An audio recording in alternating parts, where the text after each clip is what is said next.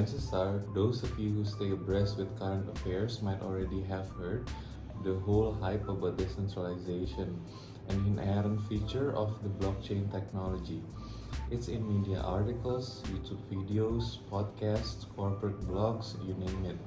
The decentralization evangelists of all sorts, from university professors to corporate workers, have all spoken enthusiastically about how decentralization can make various aspects of life better, starting from improving supply chain management to document handling and digital content management. If we listen to or read these blockchain enthusiasts, it seems like decentralization is a technology breakthrough to make human affairs better in all aspects. Some speakers even dare to speculate on how decentralization can possibly end corruption and prevent frauds. These forecasts and predictions about how decentralization can make human life better sound like futuristic science fiction tales, given the fact that not many people actually understand how blockchain and decentralization actually work. Even when you listen to the experts talk about it, their technical explanation can sound really esoteric. Furthermore, many skeptics will rightfully ask about just how viable these grand promises on decentralization, in which it can end corruption and prevent frauds, really are. So now, in order to dissect the whole blockchain technology, especially on decentralization, from the most basic definition to its most current developments and limitations, as well as how decentralization can make our lives better, I'm your host, Sebastian Partogi, and I will explore the issue with Roberto Capodieci, the CEO of Blockchain Zoo. So, good morning, Roberto. Good morning everybody, and thank you for the time. Yeah, so my first question will be what is blockchain actually? Because lots of people don't really understand it. So, in plain terms, how does it work? All right, sure. There is a big misconception and a big misunderstanding where blockchain is seen as a cryptocurrency. Mm-hmm. Blockchain is what enables cryptocurrency, but blockchain is the technology that stays below it and can enable many other things besides cryptocurrency. So it's like to say, it's very similar to what a database is to a website. So you can use a database for a bank, you can use a database for a dating site, you can use a database for school grades, and so on and so forth. Blockchain is a very special kind of data management that is used on cryptocurrencies, but the peculiarity is that it's decentralized. What this means? This means that while all the classic website is the server in the school to manage the school grade, rather than the dating site with their own data center and servers, or Facebook, there is a very specific place where the data are kept and where the data are managed, which means that in this place they have a direct control of the data. They can modify them, they can decide who can access and see them, etc., etc. In a decentralized world where blockchain has a function, there is a network of many nodes, what they're called nodes. It is called a peer-to-peer network, but where data is kept along many, and if it's an open system, like most blockchain are, anybody can add one node and have a copy of all the data and participate with pre-written rule in how this data is managed. This means that there is no central place to go to modify data or to control data. Once the rules are respected, this system guarantees to the user that is fair, that is correct. And it's being used for cryptocurrency because the first cryptocurrency, Bitcoin, done by an anonymous pseudonym Satoshi Nakamoto, has been done to prevent government to come there and do something like shutting it down. So it was needed to be something that is resistant to censorship, resistant to control, resistant to being shut down. And using this peer-to-peer network, this decentralized system, has been the winning solution, and is what brought blockchain as a technology to the attention of many, and then is getting adopted to do many other things. So like I'm also curious about the peer-to-peer network actually. Like first of all, how does it differ from the decentralized system? Practic, when a server in a peer-to-peer network is connected to the network, he has no idea how extended the network is. He only talk to some other server that is connected to, and those servers talk to some other server that are connected to, and so on and so forth. So the network has no idea of its own entire extension. And this is a very interesting aspect as well, because it means it's very hard to localize each node of a full network if it's large enough. At the same time, they use a sort of a gossiping communication. So when there is a transaction, let's say somebody posts a transaction to do something, in the case of Bitcoin would be I want to transfer one Bitcoin to somebody else, is telling this to some of the nodes, and these nodes start repeating to other nodes until the propagation of this message reach most of the nodes or the entirety of the network, and without every node having any idea of the extent of it. So that's pretty interesting. In a centralized system, you just communicate with one server or a small group of servers, anyway controlled by the same domain name, the same person. And that's where the decision. So it's much more efficient, a centralized system under many aspects, but is subject to censorship, is subject to manipulation, tampering of data, and can be shut down or taken hostage if you want. And in the centralized system, like they can actually sell our personal data. Is that right? But that's an interesting aspect, because it's true and not true, meaning that yes, they can sell data, but you can collect the data directly from a blockchain as well. Let's say, if I want to see a statistic about the Bitcoin transfer, I don't need to buy them from anybody, they're there. The blockchain is open, so I can collect and analyze the data directly. For example, for law enforcement to make an investigation, if they need to make an investigation about messages in a system like Facebook, they need to get a judge to grant a request to Facebook to provide access to the data because they have the server. In a blockchain, they just install a node at their office, they have a local node with all the information, if it's not encrypted, and they can do all the analysis that they want. So where the money go, follow trace of the money, etc., etc. So under this aspect, a blockchain is much more open. There is no market. You follow the idea of if a government was giving something for free and takes away the market from the organized crime that is asking money for it, right? There's many countries regulate prostitution, for example, to remove the business from the criminal organization. Blockchain provide the data to remove from company that keep it secret and resell it the possibility to do so if you want on a certain level. But if somebody decides to keep data private by encrypting, then nobody can do anything to see them. So while a message that is encrypted between two people in a blockchain remains private until quantum computer can break encryption, I don't know, a message sent privately through a messaging application or whatever can be seen by the central server and can be sold or shown to people if you want to do done an analysis to show or advertisement. Let's think about all the emails sent through Gmail. Gmail server that do an analysis of the content to profile people, for example. So they see what people discuss about the profile, and they're gonna show advertisement matching that. But they can do even more. They know exactly your political ideas. They know exactly many other things. In a blockchain, this can be done only if people purposely leave data open. That's it. Okay, so now since we're talking about security and privacy, like how private and how secure is the P2P network compared to the centralized system?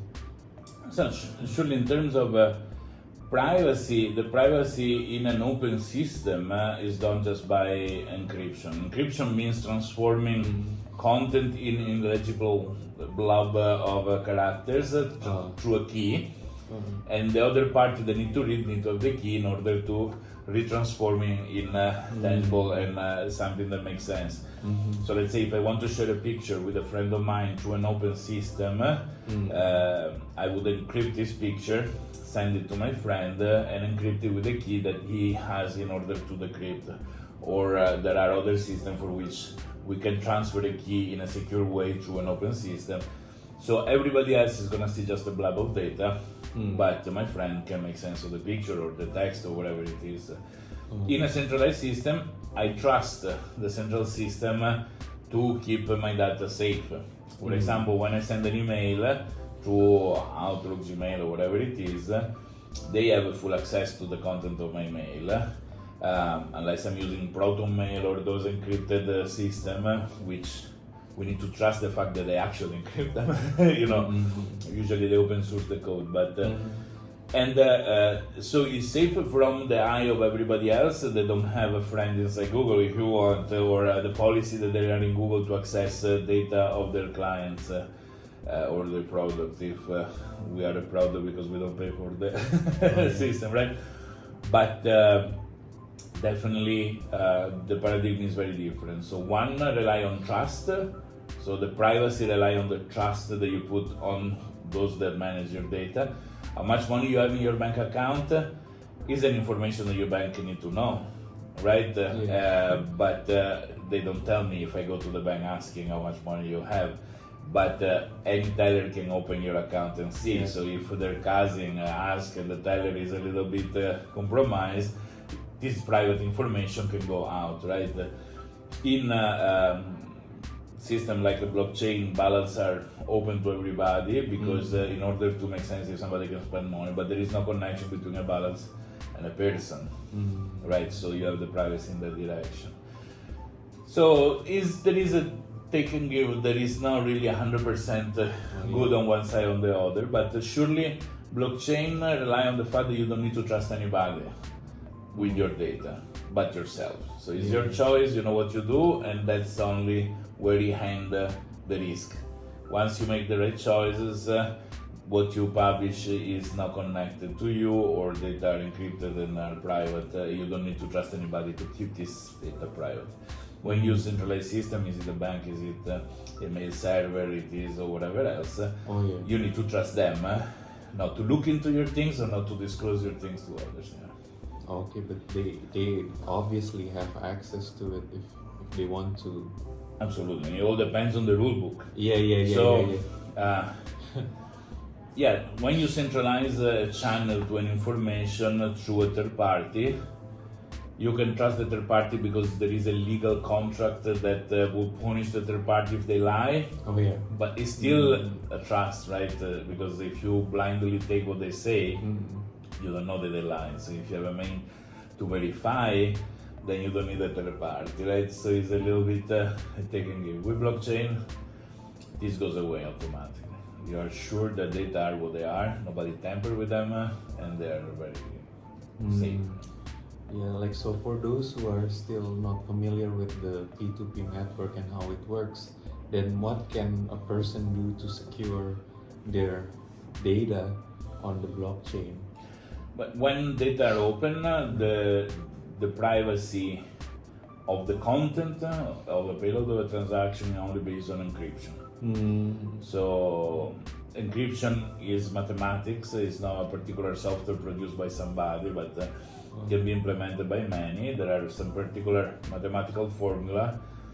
As in the information age that we are, digital content means it's all number. It is a music, it is an audio recording, it is a picture. It's actually numbers, right? 1 and 0 that makes the picture, 1 and 0 that makes the audio recording. So it is a number. So number can be treated with mathematics. So you take the song, you take the voice message, you take whatever, this is, or text message, this is a number, you can do mathematical operation on the number. You transform the content in ineligible, something that cannot be made sense of, is a blob of strange characters, and you put them on the public. The public arena, there is the blockchain, you publish this blob of things. People can take it, copy it, do whatever they want, but they cannot make sense of it. Unless they have a special key to make a mathematical operation to retransform this content in some audio that we can listen, some image we can look, some text we can read. So this is how you secure your privacy on an open system like a blockchain or whatever else is an open system. Okay, so like my next question will be like if a layperson wants to use the blockchain technology, does he or she need the help of a consultant to help him or her operate it and secure it? Because not everybody, like you say, understand mathematical procedures. Correct. And this is an interesting point because as of today, the interface and the mechanics to use this technology are still a little bit elaborated and complex. They can be put very simple. At the same time, you need to trust the person that does the interface in order to make sure that it works as it is. So there is a balance between reputation and quality of the use. The final user usually they don't even know the technology. When you use your banking, internet banking, you don't know what database is behind, what is an Oracle, it is an IBM system or whatever. When you use Facebook or Twitter or you don't know what is the technology behind. And it's correct because when you sit and drive your car, you don't need to know the mechanic of an engine. You know that you brake, accelerate, and that's it, where it ends. So there is a responsibility of those that set up infrastructure to make sure that people cannot fall into traps, into scams, into fake user interface. What is called phishing usually is right to prepare a front end that look identical of the legitimate one. People enter their credential there. So it's already more secure in terms of a blockchain because there are systems for a user to control where this mathematical operation happen, that is to sign or to encrypt, and can be kept outside any interface that there is.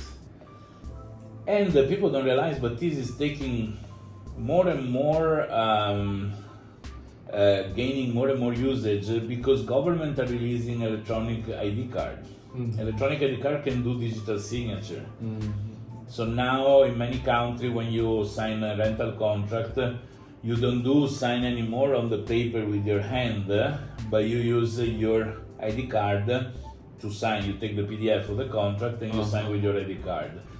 And this generates a cryptographic digital signature that produce like exactly this mathematical operation. And this secret key stays in your card.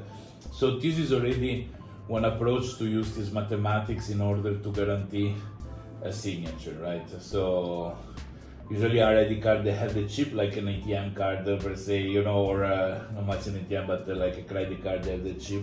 A credit card, when you pay, that's exactly this. There is the machine, give a challenge to the card. The card has a secret key inside, sign the challenge, and the product of the, plus your PIN, the product of this signature is the guarantee that use an original card. So you cannot just copy the card with the numbers, but you need to also know what is the information inside the chip to make the copy. That's why it's important to use the PIN and the chip rather than just sign a receipt, because that's the guarantee of the signature. It is the same mechanics that there is behind the blockchain.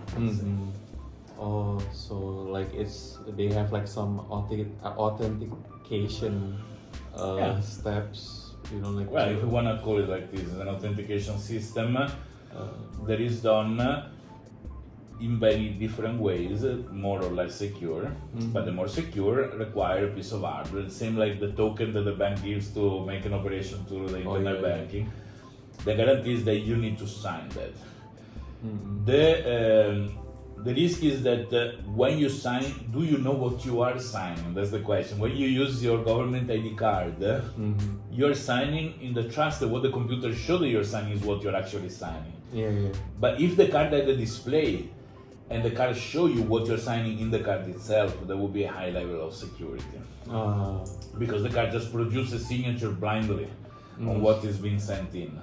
So if somebody hack your computer and modify the software for doing the digital signature, when you produce the digital signature, you believe what the software is showing you that you're signing, which is the rental contract. you sign it, the card produces a signature, which is valid in court of law, is a signature, and maybe somebody hacked your system and you're not signing the rental contract, but you're signing a power of attorney to access your bank account. Okay, so that's the risk. So it's important that these devices that allow people to sign have a way to visualize, to see what you're signing. And it's interesting because blockchain technology went through this, saw the problem and solved it. Government now are doing the same mistake that the blockchain did 10 years ago. So there is a follow-up that eventually also government are going to use a tool where you can see what you're signing and not blindly trust a card with no display on what is signed, right? Also, I understand now, like the programmers or the blockchain experts are making some coming up with easy to grasp interface so that the users will understand, like in the language that they understand, like what they're signing, or correct, to make it user friendly. But because it can be faked, you have one additional hardware device with you that shows in a small display what you're signing. So if the screen is saying you're sending 0.1 Bitcoin to this person, and when you try to sign, the device is actually saying you're sending 5 Bitcoin to this other person, you know that the interface is fake, and there is a hacker behind it, because the control of what you're signing comes from the hardware device that you have. So this is an important step to secure blockchain transaction, which is already being implemented. But with the other digital signature, like the government digital signature, is something that is not yet being implemented. I'm actually working to create an hardware device to help digital signature made by a government ID card in a safe way, in a safe manner. So like perhaps like this one, this is the Indonesian ID card. We don't have like the chips yet. No. But then like it has the digital signature. But okay. Now let's make sure that digital signature doesn't mean signing with your hand in a small digital display. That's just a way so to different? import. Absolutely. Okay. A digital signature is just mathematics. So it's not done like when you go at the restaurant, you pay with your credit card, they ask you to sign in a small display. Or when you do sign the document via internet, that you do the signature on your trackpad. That's not the cryptographic digital signature. This is a digital way to import your signature as if you were signing a piece of paper, which is completely different. A digital signature is just mathematics. So it means that when I have a government ID card with digital signature, the government issues a certificate that gives me a private key, like a secret number that is stored in the card. When I sign, I take the document, like a PDF or whatever, is numbers, do the mathematical operation, and do the mathematical operation with my signature, and produce a number. This number is my signature. It's nothing to do with signing with your hands. That is gonna be gone. Okay. Absolutely. So let's not confuse digital signature with the signature people do in the displays. Those are now digital signature in cryptographic terms. They are just a digital acquisition of your hand writing signature. Yeah, but in a sense, it works like a handwriting signature. Correct, which can be tampered, is subject to all the things. If I look how you sign, when I was a little kid in school, I could skip class making my mom's signature on the book. Roberto justified to stay home, blah blah blah. I was signing better than her. I was doing her signature better. This is a signature that can be tampered, right? If my mom had a mathematical way to sign my absence from school, I would have had no way to tamper that, because she would need to put her PIN and sign with her card. So only if I know the PIN and I get her card, then I can produce her signature. But I can now just copy the signature per se, right? So like, will the signature change? Like whenever you have to renew like a document, or whenever you have to take care of like a different Correct. The signature yeah. is unique to the document that you're signing. Okay. Because that's a good point, because it's a mathematical operation done between your ID, the number that comes out from the document, because it's a digital document, so there are a number, and it produces a signature that is unique to that document in your identity. So people can verify that you signed by making a mathematical operation between your public ID, so what is your ID card number, the data of the document, and check if the signature produces the correct one. So it's a beautiful thing, because it's not just that you take my signature, you apply it everywhere. Every document signed as a unique. And this is the same way you make a blockchain transaction. When you want to spend your Bitcoin, rather than send a message, rather than change ownership of a title from a person to another, you produce a digital signature that is unique to the transaction you're doing. So it's similar to like OTP, the one-time password? Absolutely. There are two aspects. The OTP is generated independently with a timestamp sometimes, so is coming out from your side and be applied without the use of other information. But the challenge that the same token sometimes have a function 2. Now function 1 produce an OTP, function 2 ask you a number and then produce another number. Oh yes, yeah. That's the digital signature, because for each number you receive, you produce a different number in output, right? So that's a way to verify that you actually sign, if there is a timestamp in it, also with the timestamp, the specific input that you receive. So the same number is not valid for something else. Well, the OTP is valid whatever you do in a time frame, right? Yeah, it's also interesting, like because during the work from home period, during the pandemic, like we are signing contracts remotely, so like they send us the contracts by email or the documents by email, and then we'll just do the digital signature. But the problem is, like we just copy like the picture that's already available in JPG format, and then like paste it to the digital document. So yeah, what if somebody hacks into our computer and already somebody that already has a contract signed with you has your signature there. So you just copy the signature, change a little bit the inclination, and use it on another contract. And there is no way to know that it was you or not. With a private key, there is no, unless somebody took your document physically from you, know your PIN, and then so exactly that's why bank adopt this system for guarantee for security, right? Blockchain has an evolved system, so probably bank are catching up first, government gonna catch up later, in order to get to the same standard of security than blockchain has. Yeah, so like security is a really interesting topic, and we will go into more deep depths about it later. But so now, because we're talking about the basics of decentralization, so like for users might also wonder like how does it look like, like in our devices, in a smartphone or in a computer. Is it an app or is it how does it look like actually? Absolutely. The user interface is very variable based on the function that you're doing. For example, now there is a huge movement about non-fungible tokens. People are putting hard pieces and things in the blockchain. So how will be the UI, the user interface to deal with these things?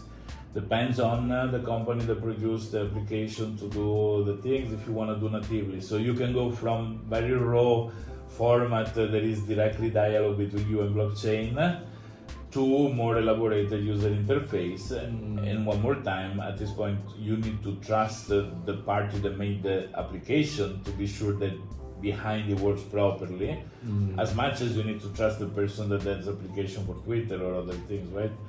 But you can control if you have your owner of a title like an NFT, if it's transferred to somebody else, you can use your hardware device to guarantee that you're actually doing what the application says you're doing.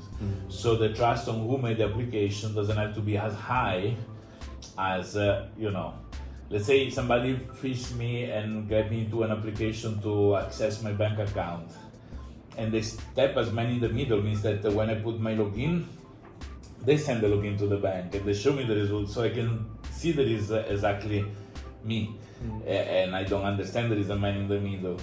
But in the moment that there is an operation that I want to do, transfer some money, and the challenge that I use my token for, usually repeat the last digit of the bank account I'm sending to, if they are in the middle and they want the money to go to their bank account, the challenge is going to be different. It's not going to be the one that I know I should have, right? So immediately, if I pay attention and I just do automatically, know that something is wrong. And so I don't need to trust the website as much, because I have a token that allows me to have a minimum verification on what I'm doing, right? I know that the challenge is usually 2-digit random plus the last digit of the account I'm sending to. I know that I'm sending to us these digits, and here I'm asked to sign different digits, and I need to pay attention, right? At the same way with the blockchain, if the application tells me you're sending this title to this other account, when I sign, my hardware device can actually show exactly what I am signing. If it doesn't match with the application, I don't sign, and I remain safe. So that's the beautiful aspect of security that you have in blockchain. Okay. Yeah, I think it will be interesting also, like to get a glimpse at the app, or absolutely. We're gonna maybe next time show Yes. in a screen how things work. That's an interesting aspect. Yeah. There is something else though. There is the other side of the medal, the other side of the coins is the fact that because there is no central authority, central party, you cannot go complain with anybody. If I made a mistake with the bank, I have a little bit of gap of time to call the bank and say stop everything, there was a mistake, right? And if they didn't process it yet, they can stop the process. Because there is a central party can contact for problem. With the blockchain, there is decentralized, there is no central authority. Once I make my operation, it's done. I cannot call Mr. George Bitcoin that doesn't exist, or Philip Ethereum, whatever it is. It's a decentralized system. The responsibility is moved completely to the user. If the user make a mistake, that's done. There is no going back, So unless the other party, it happened, I did a mistake, I send to the wrong recipient. I call the person that I had a chance to know that I sent it to accidentally, say, hey, I made a mistake. The person saw it's true, I send back the funds to me. And that's because the goodwill of the other person to help out, but he could have said sorry, no, ciao, and I couldn't have had any authority to chase my funds back. So a bank can reverse an operation, right? So Okay. So like if a person wants to use blockchain, like he or she has to understand first and foremost like how the system operates. Right. Another classic case is this: when you lose your password for Facebook, you reset your password, right? Because there is a central server, they know who you are, they can create a different password. With the new password, you can connect there. But when you have a peer-to-peer network, you don't have a username and password. Because else the username and password should be in every server, which means that if you launch a server, you know everybody's username and password, which doesn't work like that. So the authentication is done with a digital signature. We've always said before, right? So whatever operation you do, you digitally sign to prove that is actually your request, the request authorized, and this is broadcast to peer-to-peer network. The only thing the peer-to-peer network need to do is authenticate that the signature requesting the operation is authorized. If you lose your key, if you lose your phrase, your secret key, there is nobody you can go to ask it to. So there is no somebody can help you to reset it. You lost it, and you lost it. And there are a lot of Bitcoin, for example, that nobody can move anymore. I'm part of the problem. At the beginning, with the word nothing, I created several, and then I formatted my hard drive because I sold the computer.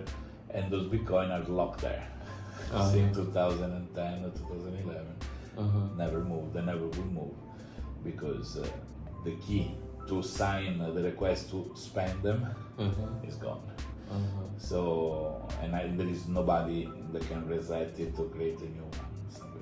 So, this is where the responsibility goes with they say what it says. They say with more power, more responsibility. Oh, yeah. That's exactly what blockchain has. Yeah. So I think next time it will be interesting also like to invite someone who has used. I think I read an article in Jakarta Post how like some Balinese artists have been using the absolutely. blockchain. So like to ask them like how they actually use the system, the NFT. It's actually interesting. Yeah, we did an NFT with our own company as well to sell seeds, to sell account on a Genesis block or a new blockchain.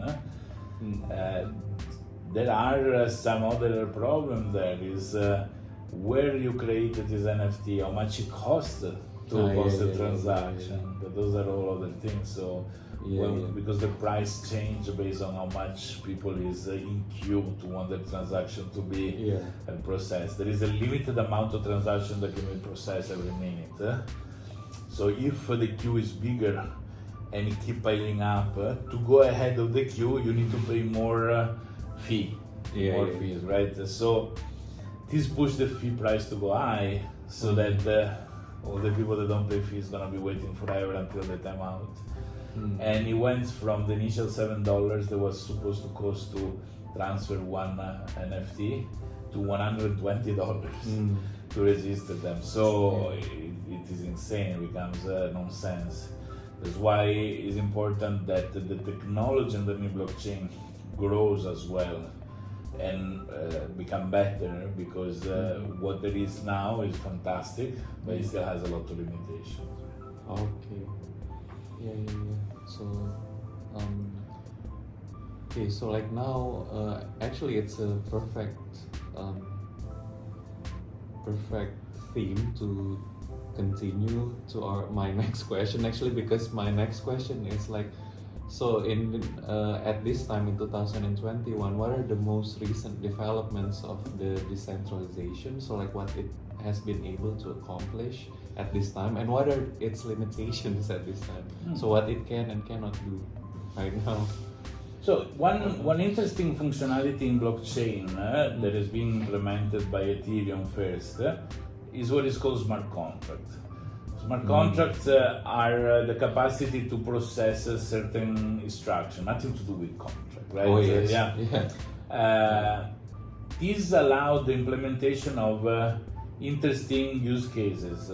So let's say blockchain started with cryptocurrencies. Cryptocurrencies, they simply do remittance.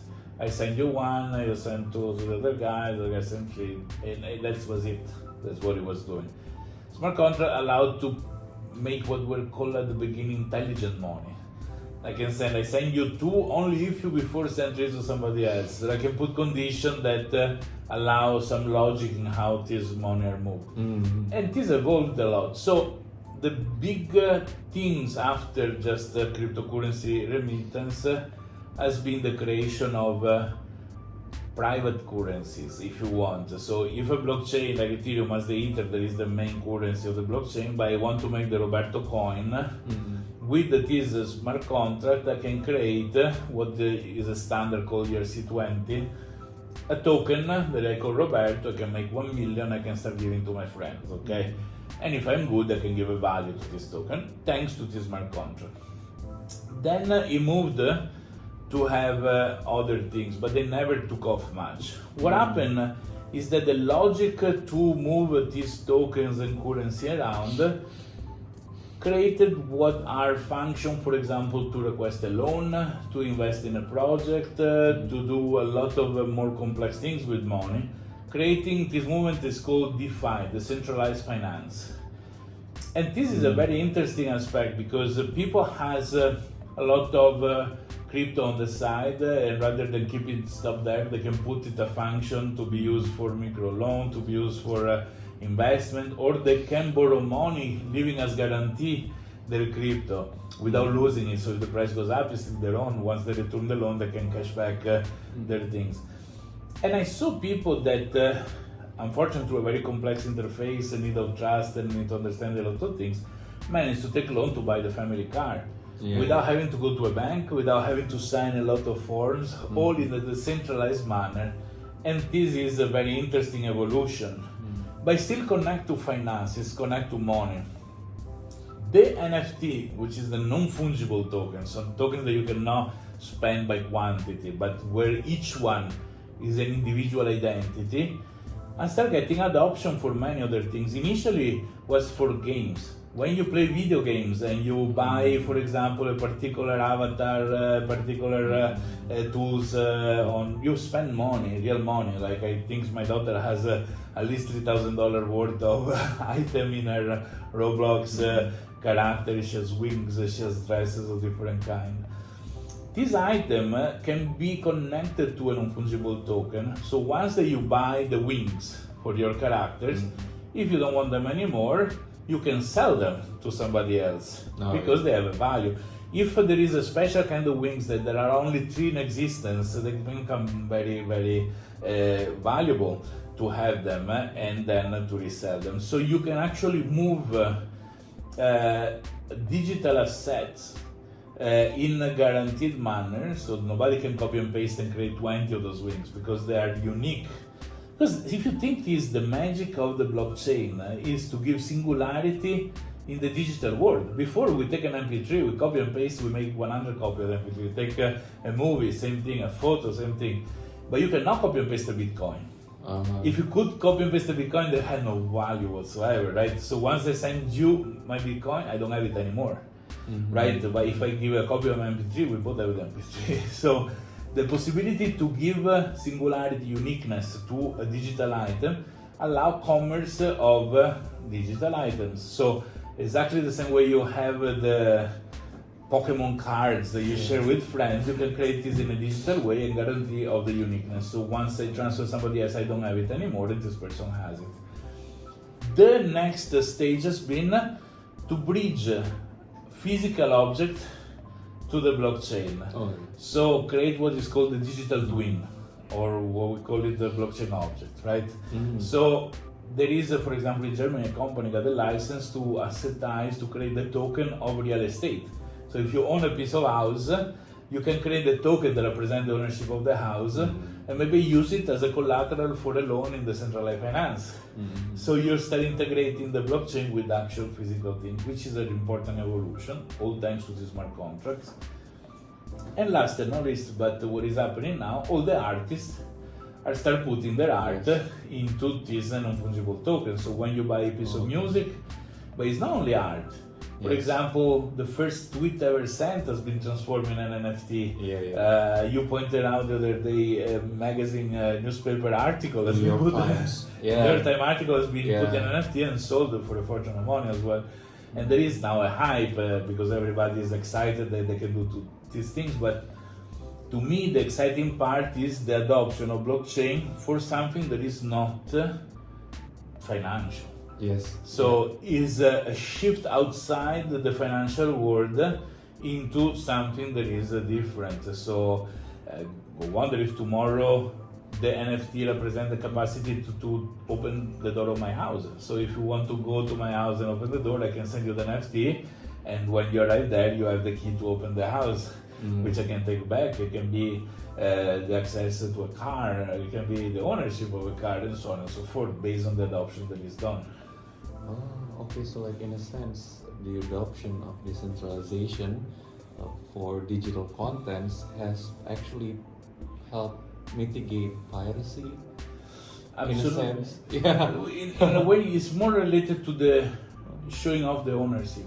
So you cannot stop an MP3 from being duplicated. Of course, But let's say that the key to play something is attached to the NFT. So there is a special video player, music player. They only play when the NFT produced is the authorized one. Okay. Once you can produce a sound, you can always record it digitally. So once there is never going to be a limit of people duplicating things. But when you look who's the actual legal owner, you can see it, right? So if somebody make a piece of digital art, everybody can have a copy of it. But when you look who's the owner of this, you can see that only 10 people in the world are the rightful owners. So if I print this digital art on my wall at home, I can put a small QR code for which people can see who are the owners, which is the history behind who's been purchased, how much money is worth, and so on and so forth. Yeah, and it also like protects. It increases the protection of intellectual property. In the same way, exactly. Not Yeah. stopping the fact that people can copy it, Yeah, but yeah. connecting an author to a piece, and every time the rights are sold, the owner can get a share of this money, as well. So Yeah. it changed the paradigm on how Yeah. things are handled without having to trust anybody. Oh yeah. So let's say that there is ethics in music, radio, use this NFT to know who's the owner and automatically share some money out of the advertisement based on who is owning the piece that is playing the radio. That can be done straight to one, removing the middleman and removing all the money that the middleman keeps in the process. Yeah, so like although like people can still of course like copy and pirate these items like elsewhere, but then like at least the system affirms like in a sense emphasizes like the ownership and Correct. proprietorship of the content. Absolutely. Okay, so like it's interesting. And what are the limitations of the decentralization technology at this time when people say that it can mitigate corruption or prevent, tracking down like frauds? Like, has it achieved that state yet? It's a very easy auditable system. It's funny when they say that people use cryptocurrency for illegal things. Surely, as everything is used for illegal things, even a cell phone is used to do illegal activity. You can always misuse cash any- is used to do illegal activity. Yeah. Banks are used to finance illegal things. That is no less. Actually, cryptos is the smallest one because people do use of whatever they have. If they are a bad person, and now there is crypto, they're gonna use also crypto to do the right things. But it's not that this favors. Actually, it makes it more complex because it can be traced and audited much more easily than something converted as like international trade, as bank movement. Like to finance terrorist groups, for example, to finance other things. Many times they send empty containers one side to the other of the world, declaring that this is worth $20 million, and they justify the transfer of the money because they say there are goods that are not true. That's why there is a lot of anti-money laundering and processes in the trade to verify that people actually send goods that are worth the money that they're worth. But there is way more money laundering done through the banking system than there is through cryptocurrencies. See, because cryptocurrencies are nothing, are very small compared to the economy in the world. So I would say that the capacity to audit trail and cryptocurrency is much good, is high. So it's much harder to commit a fraud through that because you can always trace back to the person that made the fraud. Like somebody asks a payment for a scam or something like this, if you want, you can trace it down at a certain point to the person that did the scam. Much more than a cash payment done on the road, right? Maybe you can remove the border things because it's international, right? But the decentralization through blockchain still has some technological limitations, simply because it's born to do remittance. Blockchain wasn't born as a product on its own. It was a solution to get this internet magic money like the Bitcoin. And it wasn't designed to do all the things that it's doing now. It was designed just to do remittance. So as the adoption of blockchain to do many other things is growing, the underlying technology is not growing in the same way. So there is the need of people investing into making the bottom technology more advanced in order to support and work properly with all the things that are being adopted for now. And there is very little that is being done at this moment. Usually for two reasons, because if I develop a software like a word processing application, the instance is running the moment that you launch the word processor, and it's finished when you quit the application. So if I make an update, you launch the update and quit. But blockchain is a living thing. The application is running in hundreds of thousands of nodes, and you cannot simply update it because now all the nodes owners are there ready to do the update. So many solutions are built as a second layer on top of an old technology. So it's like to have a better and better car in a road that are not updated to support cars of the kinds. Yes. So there are a lot of issues in scalability, in speed, in capacity of how many transactions are processed, on what the transaction can do, in security as well. Because there is the legend that blockchain cannot be tampered with, but the systems that are there to be secured are secure in certain conditions. Once the blockchain is used for something different, those conditions fails. So it can be attacked. So there is the need is of a bottom layer technology that upgrade the security, and there are some projects, but it's a slow process. It's a slow process because before something can be trusted fully, you need to have a history of surviving attacks or surviving situations of this kind. So it's not as I release the new version of my video game. They can be launched in a day. The upgrade of a blockchain is a very slow process. But there is people that is doing this, we are doing this ourselves, and in due time the adoption is gonna come and things evolve correctly. So. Okay, so I think that's the perfect place to stop with our discussion, overview of decentralization for people who still don't know about the technology, and this discussion has opened like so many interesting topics that we can discuss later. I'm sure also the audience will be really curious to know, more about these topics.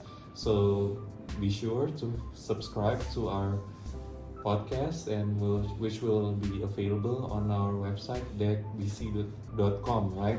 DecBC.com, and it will also be available through Spotify after being uploaded to the website. And also subscribe to our YouTube channel, Blockchain Zoo, in order to stay abreast with our discussions, which will elaborate these points in more depth. I'm sure you are all curious to find out more about it. So thank you, Roberto, and thank you, the audience, for listening to our discussion all the way through. And I'm your host, Sebastian Partogi. See you again next week. Thank you, Sebastian. Thank you very much.